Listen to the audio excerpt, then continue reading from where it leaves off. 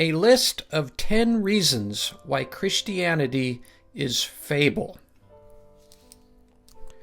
Number 1. A Christian God is a paper God. He cannot climb out of a book and do anything for himself. Man must do everything for this God, including writing, speaking, proselytizing, and most importantly, asking for money for this God. One of my favorite quotes is by Matt Dillahunty, who said, "A God that does not manifest in reality is indistinguishable from a God that does not exist." Number 2, Christians must be born again, whereas scriptures express how a Holy Ghost will occupy or abide somewhere within them.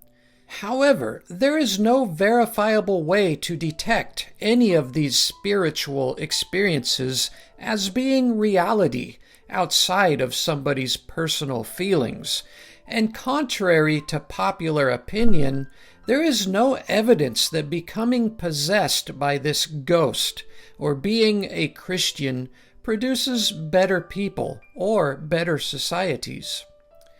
Number 3. Prayer is central to a Christian lifestyle.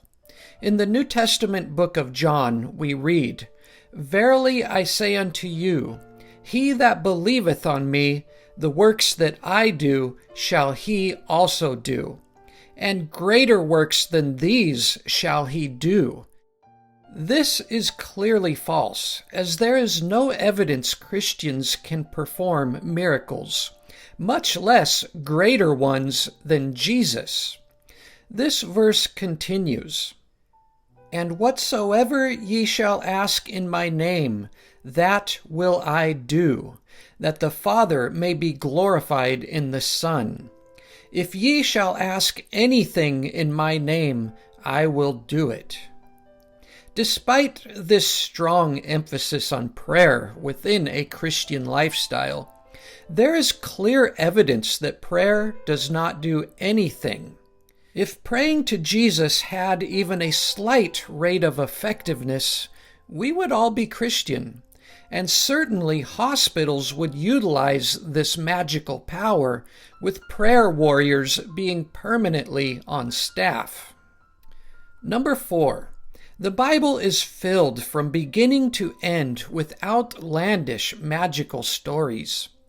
Take, for example, the Pool of Bethsaida, written in the New Testament book of John, whereas an angel will occasionally float down from the clouds and stir up the water, and whoever gets in first after the stirring will become healed from whatever ailment or disease he is inflicted with. In the book of Acts, Paul casts a magical spell that causes a man to go blind for 1 season. And how about Jesus rising up into the clouds? Where was he going? The moon? The Milky Way? If we were to remove all of the magic and miracles from out of these books, there would be nothing left to believe in. Christianity is based on stories that do not mirror our reality, therefore requiring faith as its central principle and most emphasized practice. Number 5. All of the Bible's so-called prophecies are extremely vague. There is little to no detail to offer them up as any kind of proof for divinity. To the contrary, it is very clear and obvious how the more popular prophetic themes or promises have all failed. For example, the ancient book of Jeremiah predicts that a son of King David will never fail to sit on the throne of Israel, or that his lineage will never be broken. But Nebuchadnezzar in 586 BC brought an end to King David's lineage and rule. In the New Testament, Jesus is consistently told to be returning soon, or it is the last hour, even within 1 generation. Verily I say unto you, there be some standing here which shall not taste of death till they see the Son of Man coming in his kingdom. What appears to be happening with these vague or even failed prophecies is a continual reinterpretation or refashioning by later generations. In fact, the Bible offers no hint to any kind of superior knowledge that would propose or prove it is divine or beyond Bronze Age thinking. Number 6, Jesus claims to love people as his own, and his sole business on earth is to save human souls. However, he is not very good at it. There is clear evidence that humans on this planet have had unequal access to Jesus. Take, for example, the Native American Indians in North America, who didn't receive the gospel for nearly 1,500 years after Jesus walked this earth.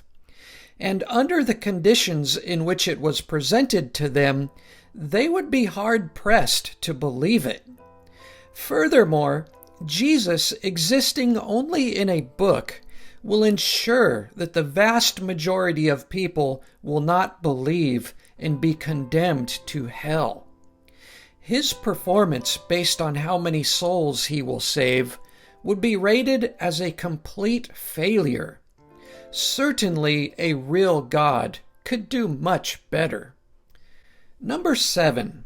When diving into the philosophical depth of Christian theology, it becomes incoherent to the point of absurdities.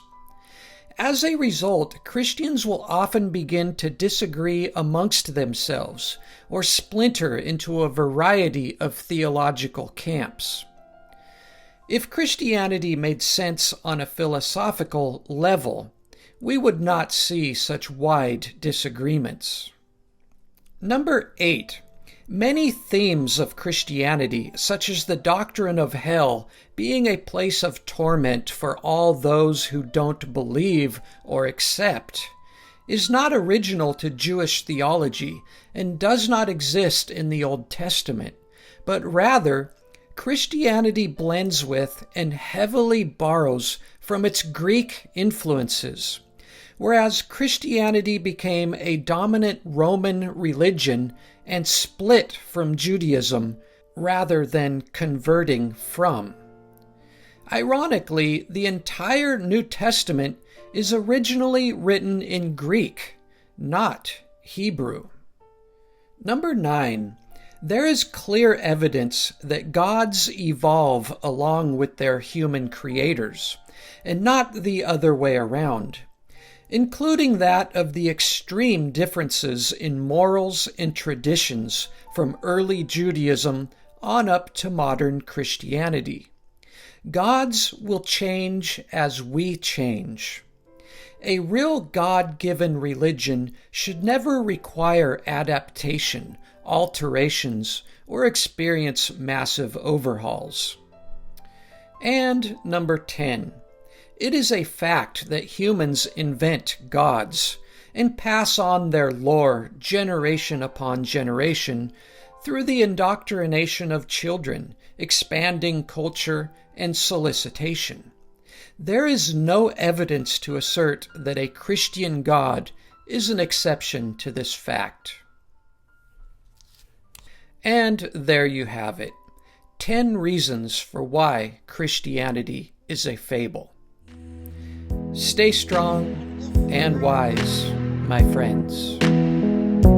I don't believe in masquerades. I don't believe that you're okay. I don't believe that God will save. Only you can solve your problems.